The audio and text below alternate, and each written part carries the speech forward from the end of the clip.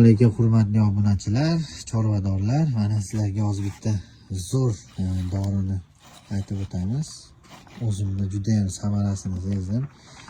Mitox 200 degan antibiotik bu. Qo'ylar hali burchaga borib turib yemini yemasdan shu holatda turadi-yu. Qaranglar, qo'ylar turishini damni olib olgan, tekinligini. Hali ichida naqasi bor, shamollagan,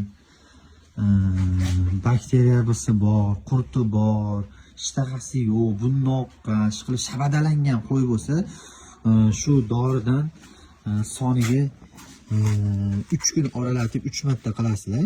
Bitta qo'yga 500 grammdan, 500 milligramdan shpritsdan solasizlar. Xudo xolasa 3 martadan keyin zo'r bo'lib qoladi. Ishtahalari ham zo'r bo'lib qoladi. Hozir ikki ovqat jarayonlarini ko'rsatib o'tamiz. Shogird olamni. Ha? Hurmatli obunachilar, mana Arjon deb oldik. Hozir bitta ushlab soniga 2 qilishni boshlaymiz. Qani